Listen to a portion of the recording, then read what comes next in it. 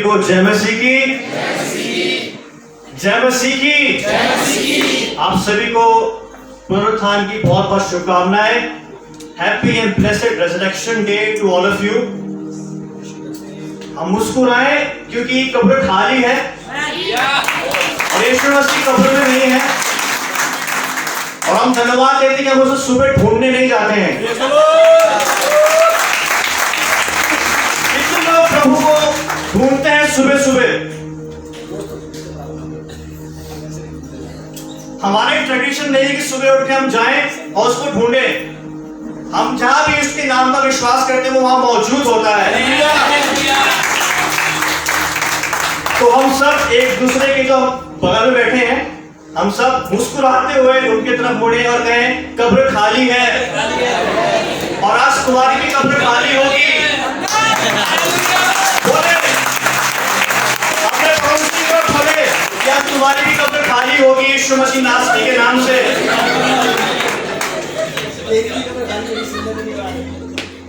आप सभी का स्वागत करता हूं मैं क्राइस्ट मंदिर द्वार ऑफलाइन संडे सर्विस में, और जो लोग हमें फेसबुक लाइव स्ट्रीमिंग पर देख रहे हैं आप सभी का भी स्वागत है ऑनलाइन संडे सर्विस में।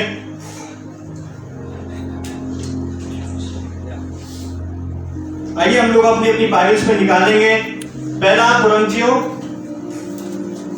उसका 15वां अध्याय 1 से लेके 4 आयत तक हम पढ़ेंगे। The epistle of Apostle Paul to the Corinthians, chapter 15, verses 1 to 4. पहला कुरिन्थियों 15 अध्याय 1 से लेके 4 आयत तक हम लोग पढ़ेंगे, और मैं रिक्वेस्ट करूंगा अंकित भैया से कि वो पढ़ने में अगुवाई करें। मसीह का पुनरुत्थान। हे भाइयों, अब मैं तुम्हें वही सुसमाचार बताता हूँ जो पहले सुना चुका हूँ, जिसे तुमने अंगीकार भी किया था और जिसमें तुम स्थिर भी हो। उसी के द्वारा तुम्हारा उद्धार भी होता है, यदि उस सुसमाचार को जो मैंने तुम्हें सुनाया था स्मरण रखते हो, नहीं तो तुम्हारा विश्वास करना व्यर्थ हुआ।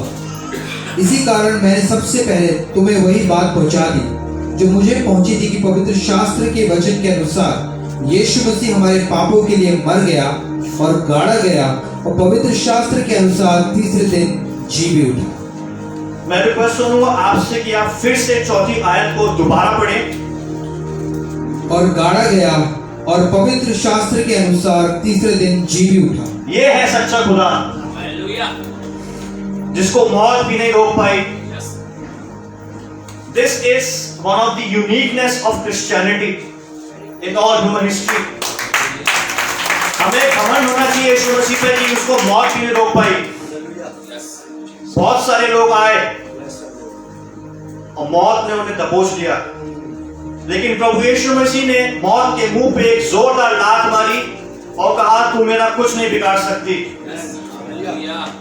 यह है प्रभु यीशु मसीह, और हमारा आज का टाइटल है the gospel of Christ Jesus, मसीह यीशु का सुसमाचार। पौलुस एक प्रेरित है जिसको प्रभु यीशु मसीह ने खुद ही नियुक्त किया था, और पौलुस कुरिन्थियों के कलीसिया को ये पत्र लिखते हैं। जो कुरिन्थ की जो कुरिन्थ नगर था, जो सिटी थी, वो बहुत महत्वपूर्ण सिटी थी, बहुत महत्वपूर्ण शहर था और बहुत धनवान शहर था। वो उस जमाने का मेट्रोपॉलिटन सिटी था। जैसे आज हमारे देश में बहुत सारी मेट्रोपॉलिटन सिटीज हैं, मेट्रोस चलती हैं, बड़े बड़े मॉल्स हैं। उस जमाने का जो कुरिन्थ नगर था वो मेट्रोपॉलिटन सिटी था इजराइल के बाहर देश में। और पौलुस कुरिन्थ में 18 महीने बिताते हैं और वहां वो कलीसिया स्थापित करते हैं। पौलुस कुरिन्थ में कलीसिया स्थापित करते हैं और वो वहां 18 महीने रुकते हैं, उनको सिखाते हैं, उनको पढ़ाते हैं, क्योंकि प्रभु यीशु मसीह का वचन पूरा करना था कि मेरी भेड़ों को चरा, शेपर्ड द फ्लॉक। और इस कुरिन्थ नगर में, इस कुरिन्थ की कलीसिया में बहुत सारी गलत शिक्षाएं चल रही थी।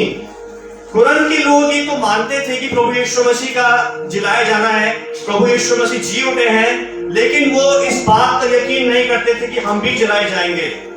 इसलिए वो सब अपनी अपनी कब्र में पड़े हुए थे। वो सब अपनी अपनी पुरानी आदतों में पड़े हुए थे, क्योंकि उनको विश्वास नहीं था कि हम भी जलाए जाएंगे। कितने लोगों को विश्वास है कि वो जलाए जाएंगे? अगर प्रभु जीवित हो सकता है तो उसके अंदर ताकत है कि वो हमें भी जिला दे।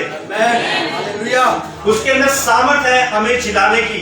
और आज आप इस बात का विश्वास करें कि हम सब आज जिलाए जाएंगे।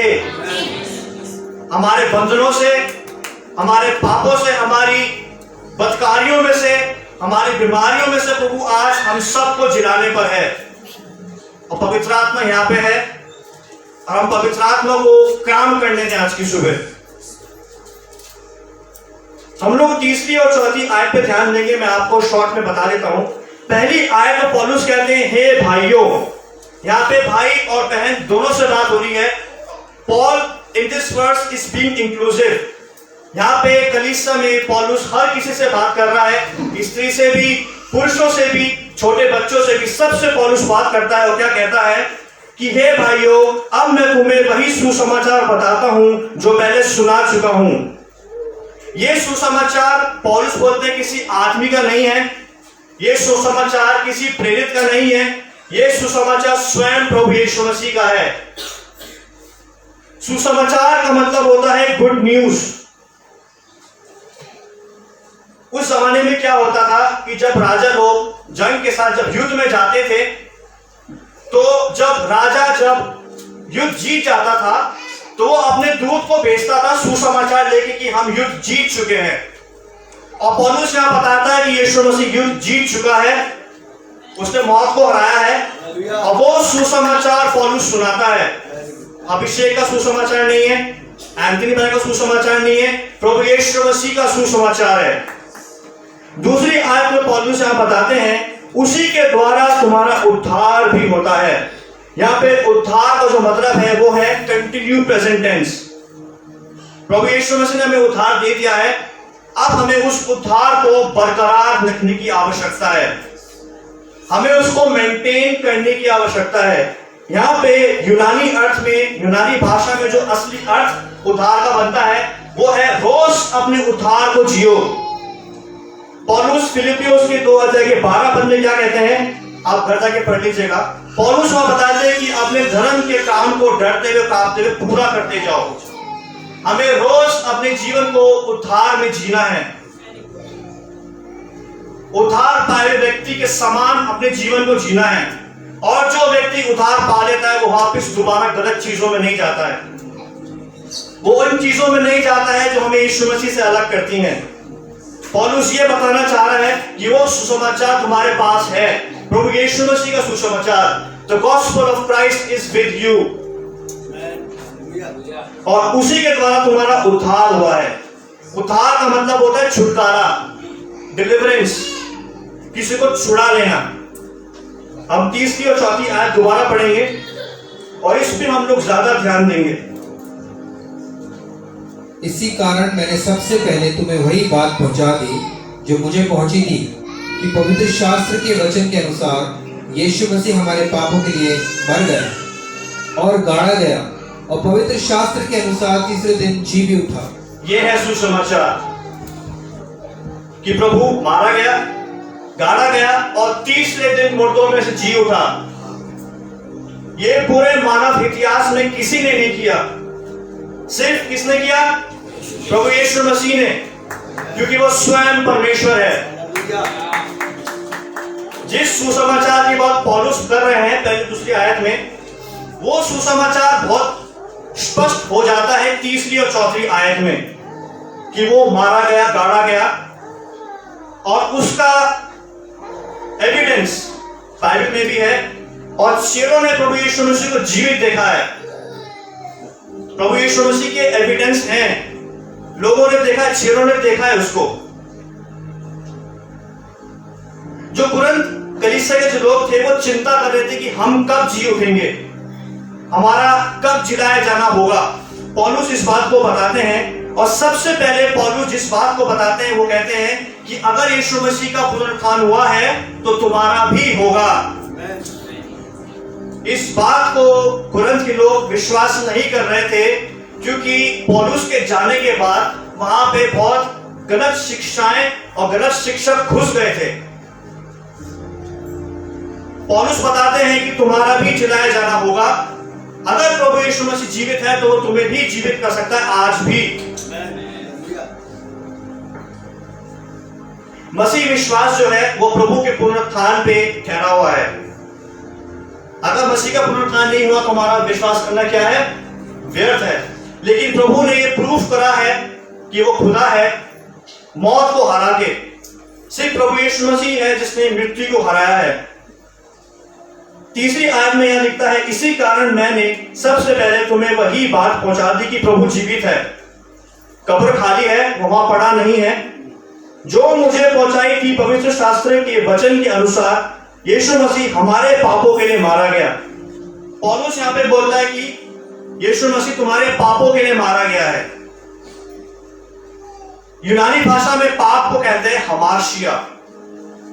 हमार्शिया का मतलब होता है टारगेट से भटक जाना।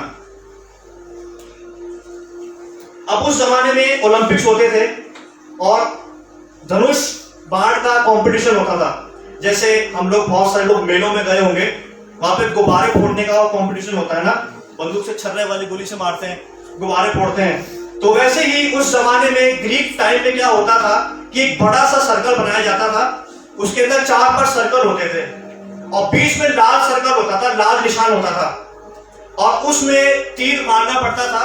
अगर तीर लाल निशाने पे पड़ा तो पैसे मिलते थे। अगर तीर लाल निशाने पे नहीं पड़ता था तो वहां का जो रेफरी होता था वो चारों तरफ भाग के बोलता था, इसने चूक गया, ये चूक गया, ये चूक गया, हमार्शिया हमार्शिया हमार्शिया। मतलब ये चूक गया।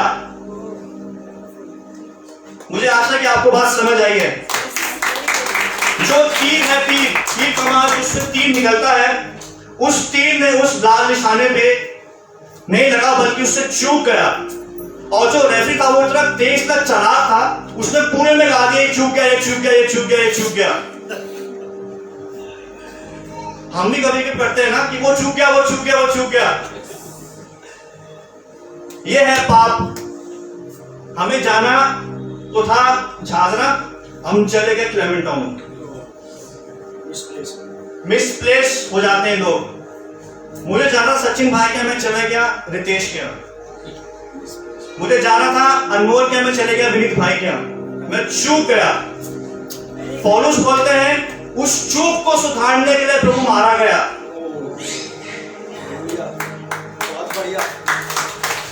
बात समझ आएगा? उस चूक को सुधारने के लिए यीशु मसीह मारा गया, मारा गया और मौत को भी हरा के तीसरे दिन जी उठा। ये है सुसमाचार, the gospel of Jesus Christ। प्रभु यीशु मसीह क्यों मरा? ताकि वो हमारे संबंध को प्रभु के साथ दोबारा मिला दे। वो इसलिए मरा ताकि आदम को फिर से रिकंसाइल कर सके परमेश्वर की ओर। बाप बेटों को मिला दिया यीशु मसीह ने। परमेश्वर हमारा पिता है और प्रभु यीशु मसीह के द्वारा हम उसके क्या हुए हैं? पुत्र और पुत्रियां हुए हैं। प्रभु यीशु मसीह ने बाप बेटे को मिला दिया। प्रभु यीशु मसीह ने बाप बेटे को मिला दिया। यहाँ पे बाप यहाँ पे है परमेश्वर और बेटा कौन है? मैं हूं। प्रभु यीशु मसीह के द्वारा परमेश्वर से मेरा मिलाप हो गया है प्रभु यीशु मसीह के द्वारा। अगर प्रभु यीशु मसीह नहीं मरते पापों के लिए तो आज हर जगह किसी ना किसी पे आग बरस जाती, पुराने नियम की तरह। और जितने लोग अपने आप को पास्टर्स कहलाना पसंद करते हैं, अगर यीशु मसीह नहीं मरता तो वो घंटी बांध के जाते अंदर तंबू में। हमको खुशी होनी चाहिए कि आज हम पे आग नहीं बरस रही है। हमें घमंड होना चाहिए कि हम पुराने नियम में पैदा नहीं हुए, है ना मुकुल भाई? वरना आग बरस जाती और वो आग वाली आग है जो भस्म कर देती है, राख भी नहीं बचती है। हमें धन्यवादी होना है प्रभु यीशु मसीह का कि उसने प्रभु के गुस्से को शांत कर दिया, वरना प्रभु का गुस्सा मुझ पे पड़ता हमें पसंद, गायब। परमेश्वर पिता ने अपना गुस्सा प्रभु यीशु मसीह पे उतार दिया। ये तो वही बात हो गई, चॉकलेट चुराए रितेश ने, डांट पड़ी अनमोल को। गलती मैंने करी, गुस्सा था प्रभु यीशु मसीह ने। यह है सुसमाचार। प्रभु यीशु मसीह ने जो गुस्सा मुझ पे आना था परमेश्वर का, वो प्रभु यीशु मसीह सह गए क्रूस पे। जितने भी लोग यहाँ पे अंग्रेजी लिखना जानते हैं, हम लिख लें इस बात को। मैं पढ़ना चाहूंगा आपके सामने। God had no choice but to sacrifice his own son to save us. उसके पास कोई और चारा नहीं था, यीशु मसीह ही था सैक्रिफाइस। और वो सैक्रिफाइस था, वो कुर्बानी थी जिसके अंदर कोई पाप नहीं था, उसके अंदर कोई बदकारी नहीं थी, उसके अंदर कोई दाग नहीं था। एक ऐड आता था ना कि दाग अच्छे हैं, मसीहत में दाग बिल्कुल भी अच्छे नहीं है। और उस दाग को मिटा सकते हैं यीशु मसीह के लहू के द्वारा। और ये जो हुआ है प्रभु यीशु मसीह की मृत्यु, उसको हम बाइबल में भी पाते हैं। हम इसको लिख लेंगे, आप घर जाके पढ़ सकते हैं। यूहन्ना उसका 1 अध्याय 29 आयत और 36वीं आयत, रोमियो उसका 5 अध्याय 9वीं आयत, इसमें लिखा है यीशु मसीह के मारे जाने के बारे में। पहला कुरिन्थियों 5 अध्याय 7वीं आयत में इसके बारे में लिखा है। यशाया 53 में 7 से 12वीं आयत तक इसके बारे में लिखा है कि प्रभु यीशु मसीह मारा जाएगा। होशे नबी की किताब में लिखा है 6 अध्याय की 2 पद में कि वो गाड़ा जाएगा, मारा जाएगा। प्रूफ है हमारे पास, हम प्रूफलेस नहीं है, हमारे पास सबूत है। और वो सबूत उस जमाने के नास्तिक लोग भी मानते थे, जो प्रभु यीशु मसीह बिलीव नहीं करते हैं।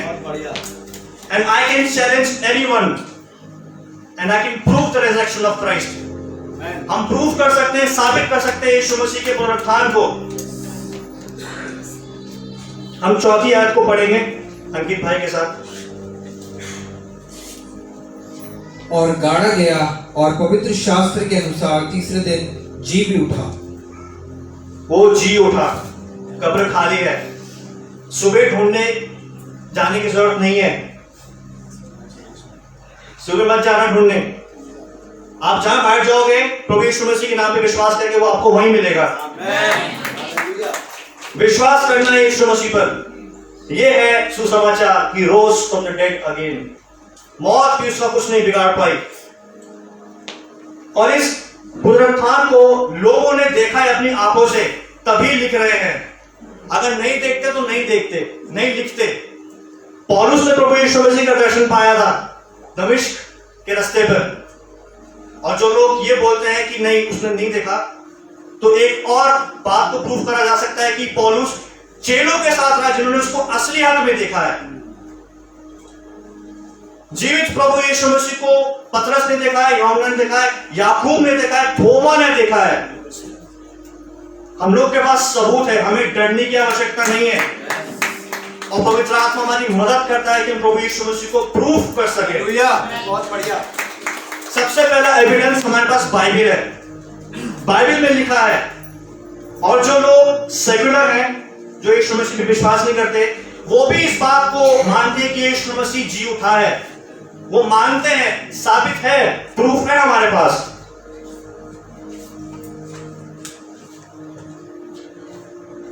पौलुस बताते हैं कि उसको मृत्यु भी नहीं रोक पाई।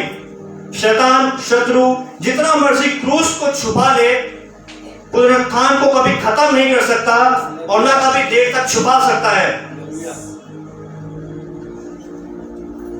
खाली कब्र इस बात को बताती है कि प्रभु यीशु मसीह जीवित है।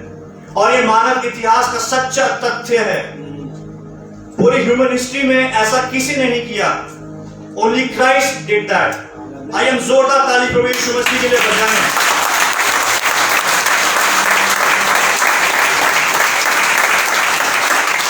प्रभु यीशु मसीह का पुनरुत्थान इस बात को बताता है कि उसके अंदर आज भी ताकत है हमें जिलाने की, उसके अंदर आज भी ताकत है हमें पापों से छुड़ाने की।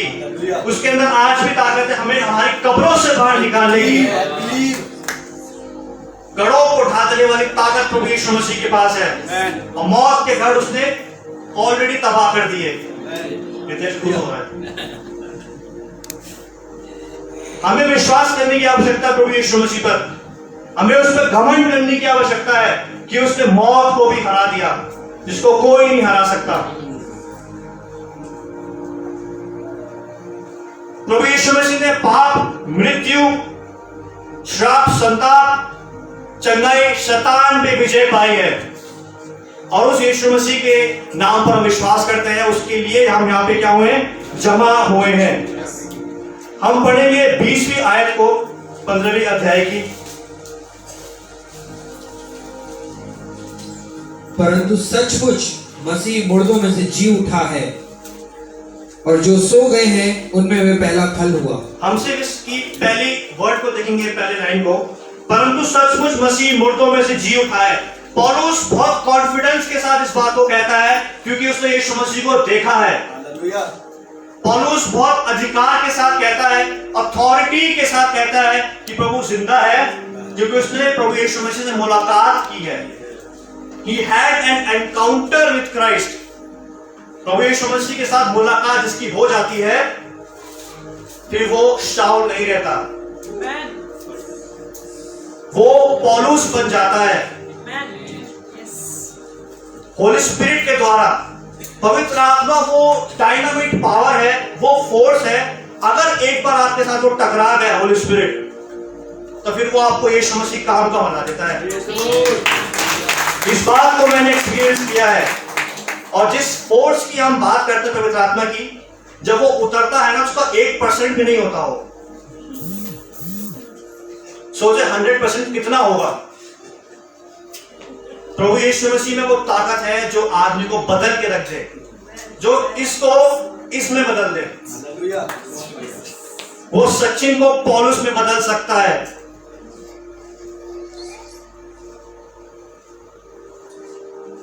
हम पढ़ेंगे 21वीं आयत को। क्योंकि जब मनुष्य के द्वारा मृत्यु आई, तो मनुष्य ही के द्वारा मरे हुए का पुनरुत्थान भी आया। पौलुस यह बताते हैं कि मनुष्य के द्वारा ही मृत्यु आई, और मनुष्य के द्वारा ही जीवन आया। ये जो मृत्यु थी, वो शारीरिक मृत्यु नहीं थी, वो आत्मिक मृत्यु भी थी। यहां पे आदम की बात पौलुस कर रहा है। आदम के द्वारा मृत्यु आई, और जब आदम मृत्यु को लेके आया, तो पूरा खेल खत्म हो गया। शारीरिक मृत्यु भी आई, बीमारियां भी आई, यहां तो मरेंगे, नरक में भी जाएंगे। लेकिन और सिर्फ एक इंसान के लिए नहीं, उसकी पूरी पीढ़ियों के लिए वो मृत्यु आ गई। अब यहां पे भी स्ट्रगल होगा, और नीचे तो है ही। लेकिन एक खुशखबरी है। हम पढ़ेंगे 22वीं आयत को। ये गुड न्यूज है हमारे लिए। और जैसे आदम में सब मरते हैं, वैसे ही मसीह में सब जिलाए जाएंगे। आमीन। आदम के द्वारा क्या है? मृत्यु और पाप आई, लेकिन यीशु मसीह के द्वारा जीवन आया। शारीरिक जीवन आया, आत्मिक जीवन आया, आर्थिक जीवन आया, सामाजिक जीवन आया, मानसिक जीवन आया। प्रभु यीशु मसीह ने उस श्राप को पलट दिया। आपको बात समझ आई? जो श्राप यावे ने दिया था अदन की वाटिका में, उस श्राप को प्रभु यीशु मसीह ने पलट दिया। अब हमें मौत से डरने की आवश्यकता नहीं है। अगर यहां भी मर जाए, कोई चिंता नहीं है। स्वर्ग में अनंत जीवन है, और स्वर्ग का अनंत जीवन हम यहां भी उसका मजा ले सकते हैं यीशु मसीह में। चिंता करने की जरूरत नहीं है, घबराने की जरूरत नहीं है। अगर यहाँ नहीं भी जिंदा रहे, तो वहां अनंत काल के लिए प्रभु यीशु मसीह के साथ है। और ऐसा भी हो सकता है कि उस जीवन को हम यहाँ एंजॉय कर सकते हैं यीशु मसीह के नाम पे। 22वीं आयत कहती है, और जैसे आदम में सब मरते हैं, वैसे ही मसीह में सब जिलाए जाएंगे। प्रभु यीशु मसीह में सब जिलाए जाएंगे जो उसके नाम पर विश्वास करते हैं। जो यीशु पे विश्वास करेंगे वो जीवन पाएंगे, पृथ्वी पर भी और स्वर्ग में भी। आप जीवन पाना चाहते हैं बहुत आयत का आवाज नहीं, फिर से बोले कि आप जीवन जीना चाहते हैं तो प्रभु को बोले, प्रभु आज मुझे जिला दे आप। मैं अपनी कब्र में नहीं पड़ना चाहता। I do not want to lie in my grave। जहां आदम श्राप लाया वहां प्रभु यीशु मसीह ब्लेसिंग्स को लेके आए। जहां आदम बीमारी लेके आया वहां प्रभु यीशु मसीह चंगाई को लेके आए। मैं बस इस बात को कह के खत्म करूंगा, the choice is yours. The choice is yours कि आप सच में प्रभु यीशु मसीह को बोलते हैं कि मुझे चंगाई दे, या आप वहीं अपनी कब्र में पड़े रहना चाहते हैं। The choice is yours. आइए हम अपनी आंखों को बंद करें। Holy Spirit, do whatever it is you want to do in this place. We surrender Holy Spirit to your flow। और मदद करें पवित्र आत्मा जी कि हम प्रभु यीशु मसीह को पुकारें। और प्रभु आज हम सबको आज हमारी कब्रों से जिला दे प्रभु। Resurrect us, Lord Jesus, because you have the resurrection power।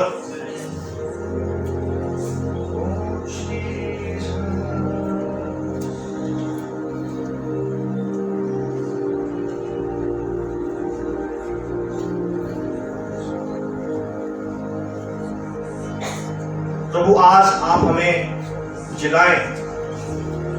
Resurrect us, Lord, through the power of the Holy Spirit। And Holy Spirit, you have all authority over this place। Take control of each and every one of us in this place, Holy Spirit। Flow, Holy Spirit, पवित्र आत्मा जी आप बहें और इन लोगों की मदद करें कि ये लोग उस कब्र में से बाहर आ सकें, उस सामर्थ के द्वारा जिससे आपने प्रभु यीशु मसीह को जिलाया। प्रभु हम आप पे विश्वास करते हैं और हम कहते हैं प्रभु आपके नाम से आप हमें हमारी कब्रों में से बाहर निकालें आज।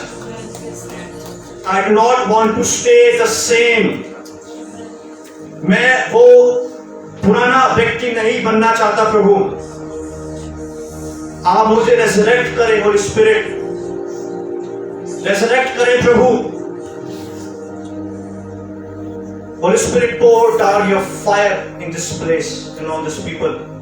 अपनी सामर्थ को Holy Spirit आप आज रिलीज करें।